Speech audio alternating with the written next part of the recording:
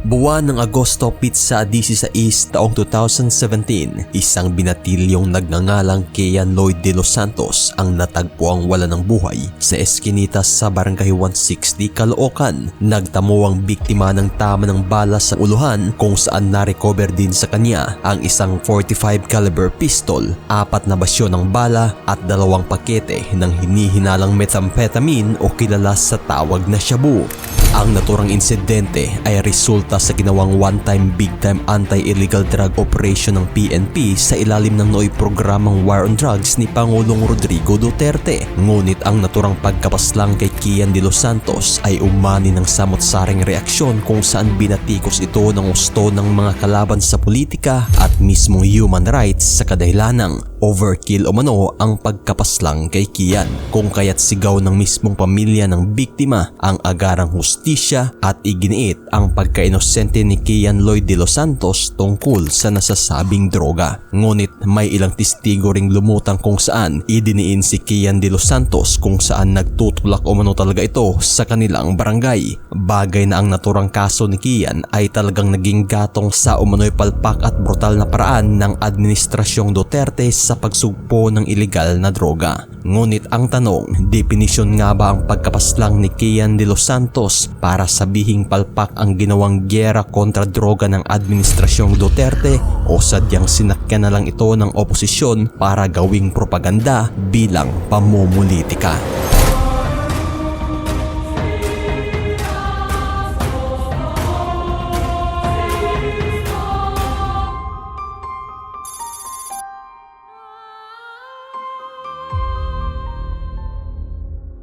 Taong 2016 nang maupo bilang pang-16 na Pangulo ng Pilipinas si Rodrigo Roa Duterte, naging pangunahing advokasya nito ang pagsugpo ng ilegal na droga sa bansa kung saan inihalin tulad na nga niya ito sa mga narco-state nation kung saan talagang talamak na ang kalakaran ng ilegal na droga sa ating bansa. Kung kaya't dito na nabuo ang tinatawag na Oplan Tukhang na nangangahulugan sa salitang Cebuano o Bisaya bilang tuktok o katok at hangyo o paghimok. Ngunit ayon sa interpretasyon ni Auntie Claire Castro, healing, pati yung word na tukhang sa Filipino term, pag sinabi mo na tukhang ka o itotokhang ka, it means kill.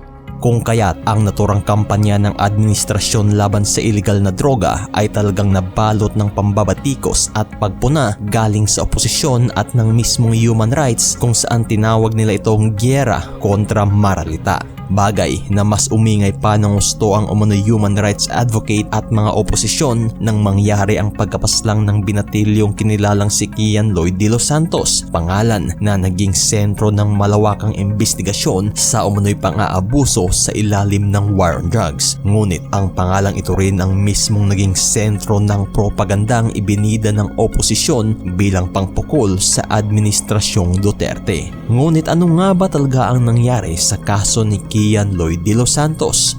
August 16 taong 2017 nang mapaslang ng mga pulis ang 17 taong gulang na binatilyong si Kian Lloyd de los Santos sa isang eskinita malapit sa kanilang tahanan. Ang naturang pagkapaslang ni Kian ay nangyari sa mismong kasagsagan ng isinagawang Oplan Galugad, isang anti-drug police operation sa Barangay 160, Caloocan. Ayon sa mga paunang report ng insidente, hindi umano talaga si Kian ang target ng operasyon, ngunit nang puntahan na ng mga pulis ang mismong target, nakasalubong umano raw nila ang binatilyong si Kian kung saan biglang kumaripas itong tumakbo. Bagay na kaagad itong hinabol ng mga pulis at sinabing bumunot umano ng baril si Kian at pinaputukan ang mga pulis na humabol, dahilan kung bakit gumanti ang mga pulis na nagresulta nga sa pagkabaril kay Kian na kaagad binawian ng buhay. Ngunit tila ba kasalungat ang naturang report na ito ng mga pulis sa mismong kuhang CCTV footage ng pangyayari. Malinaw na kuhaan ang tila ba pagkaladkad ng 2 personahe sa isang lalaki na mayat mayay may sumunod pang isang personahe. Bagay na kinumpirma nga ng mismong mga nakasaksi na ang binatilyong si Kian Lloyd de los Santos ang kinaladkad ng pulis na magkikita sa CCTV footage. Ayon pa ng ilang mga testigo, matapos umano ang pangyayaring kuha sa CCTV kung saan kinaladkad si Kian. Ilang minuto lamang o malingaw-ngaw na umano ang putok ng baril kung saan kalaunay kinumpirma na ngang na baril si Kian de los Santos. Sa mismong pinangyarihan ng insidente, makikitang kalunos-lunos ang sinapit ng biktima kung saan nakasubsob ang mukha nito sa putikang bahagi ng eskinita.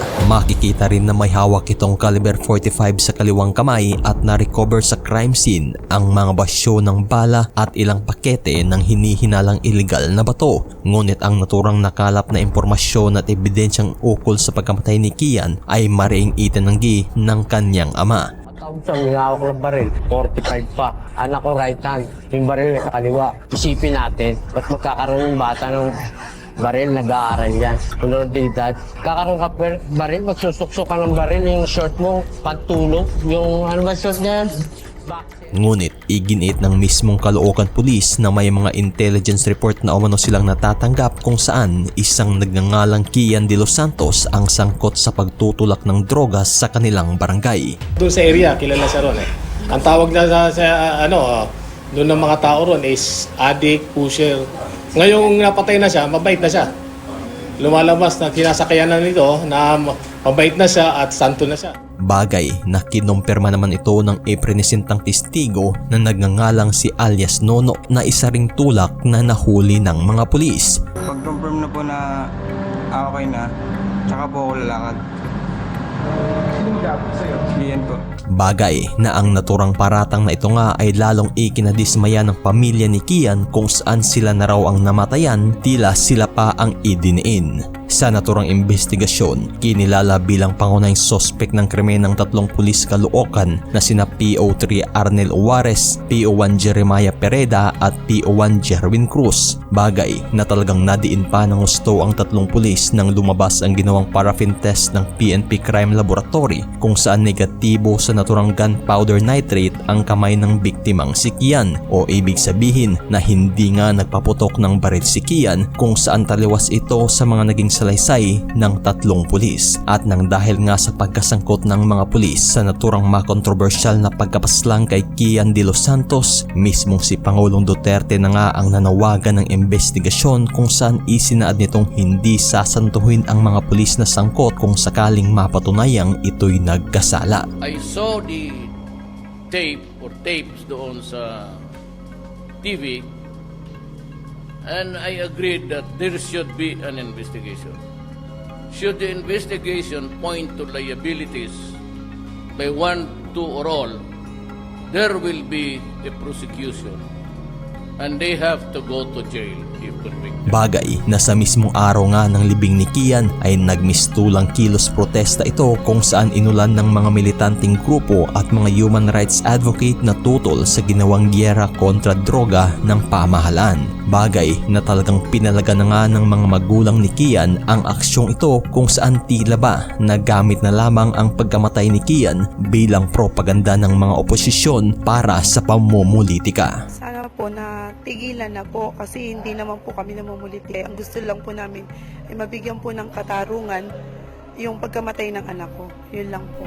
At 2 araw nga ang lumipas matapos mailibing si Kian, mismong mga magulang nga nito ang humiling na makausap si Pangulong Duterte upang personal na humingi ng tulong upang mapabilis ang pag-usad ng kaso. At sa mismong pagkikita nga ay talagang mahigpit ang ginawang pagyakap ng ina ni Kian sa Pangulo kung saan ayon pat ipinangako mismo ni Pangulong Duterte sa kanila na bibigyan ng hustisya ang pagkamatay ni Kian at sinabing walang mangyayaring cover-up sa naturang kaso. Bagay na siyang ikinagalak naman ng husto ng mga magulang ng biktima. Nangako naman po niya sa amin na sa lalong madaling panahon ay tutulungan po kami na malutas yung kaso dahil hindi po niya papayagan kung sino man daw po yung nagkasala ay dapat maparusahan. Bagay na tuluyan ngang nakuha ng pamilya ang hustisya ng pagkamatay ni Kian de los Santos kung saan rehas ang bagsak ng 3 pulis na sina PO3 Arnel Juarez, PO1 Jeremiah Pereda at PO1 Jerwin Cruz kung saan kasong reklusyon perpetua o habang buhay na pagkabilanggo ang naging hatol sa kanila. Ngunit tuluyan mang napanagot sa batas ang mga sospek sa pagkapaslang kay Kian de los Santos, tila ba ginawa na itong puhunan ng mga oposisyon bilang pamumulitika kung saan talagang bugbog sarado ang pangalang Kian sa mga nangyaring kilos protesta. Tila ba gamit na gamit bilang political capital ng oposisyon para ipalabas na ang naturang war on drugs ng Administrasyong Duterte ay isang malawakang abuse of power at pilit na idinikit na ang bawat insidente ng mga panahong iyon ay kabilang sa extrajudicial killing o AGK victims kung tawagin.